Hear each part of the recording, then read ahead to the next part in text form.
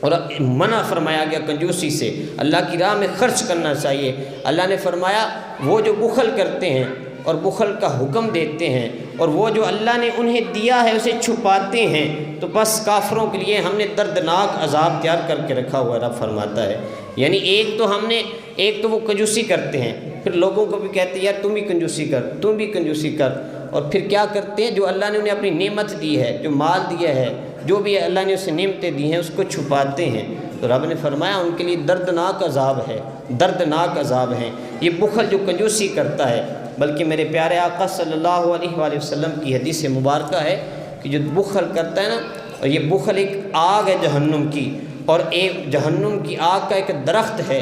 تو جو بندہ کنجوسی کرتا ہے، بخیلی کرتا ہے، بخل کرتا ہے، وہ اس درخت کی ٹہنی کو پکڑ لیتا ہے، اور اس درخت کی ٹہنی اس کو اس وقت تک نہیں چھوڑتی ہے جب تک کہ جہنم میں نہ لے جائے۔ یہ دیکھ لیں، زکوٰۃ نہ ادا کرنے کی وعید دیکھ لیں، اللہ کی راہ میں مال نہ خرچ کرنے کی وعیدیں دیکھ لیں، لیکن دوسری جانب تو دیکھیں جو سخی ہوتا ہے، ایک تو ہے کنجوس اور ایک ہے سخی۔ میرے آقا نے فرمایا ہے ارے جو سخاوت ہے یہ جنت کا ایک درخت ہے، اور جو سخاوت کرتا ہے، جو سخی ہوتا ہے، تو وہ اس درخت کی ٹہنی کو پکڑ لیتا ہے، اس درخت کی شاخ کو پکڑ لیتا ہے، اور وہ اس درخت کی شاخ اس کو اس وقت تک نہیں چھوڑتی ہے جب تک کہ جنت میں داخل نہ کر دے۔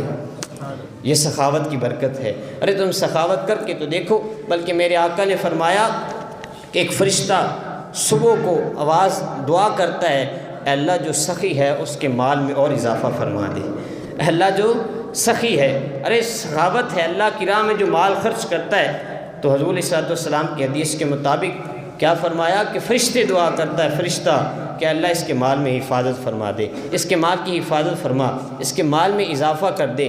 لیکن اگر کوئی بخیل ہے، اگر کوئی کنجوس ہے، تو فرشتہ اس کے لیے بد دعا کرتا ہے کہ اللہ اس کے مال کو تباہ و برباد کر دے۔ اس لیے اللہ کی راہ میں خرچ کریں، زکوٰۃ ادا کریں، بخیلی نہ کریں۔ بخیلی کہتے کنجوسی نہ کریں، بخیلی یعنی کہ اردو میں اس کا آسان اور فہم ترجمہ یہ کنجوسی نہ کریں۔ اللہ کی راہ میں ہر خرچ کریں پیسے، جہاں بھی ہو، جتنی بھی حیثیت ہو، اور زکوٰۃ فرض ہے تو زکوٰۃ ادا کریں، کیونکہ حضور علیہ الصلوۃ والسلام نے سخاوت، میں نے جس طرح آپ کو کہا کہ سخاوت بلکہ یہ قربت الہی کا سبب ہے۔ حضور نے ارشاد فرمایا السخی قریب من اللہ، کہ جو سخی ہوتا ہے وہ اللہ کے قریب ہوتا ہے، جو سخی ہوتا ہے وہ اللہ کے قریب ہوتا ہے۔ قریب من الجنتی قریب من الناس، جو سخی ہوتا ہے ایک تو وہ اللہ کے قریب ہوتا ہے اور ایک جنت کے قریب ہوتا ہے، اور فرمایا وہ لوگوں کے بھی قریب ہوتا ہے، اور بعید من النار، اور وہ دوزخ سے لاکھوں میل دور ہوتا ہے۔ یہ سخاوت ہے۔ لیکن جو کنجوسی کرتا ہے، میرے آقا نے اس کے لیے بھی فرمایا جو کنجوسی کرتا ہے بعید من اللہ، بعید من الجنتی، بعید من الناس، قریب من النار۔ فرمایا جو کنجوس ہے، جو بخیل ہے، جو اللہ کی راہ میں مال خرچ نہیں کرتا ہے، میرے آقا نے اس کے لیے کیا فرمایا؟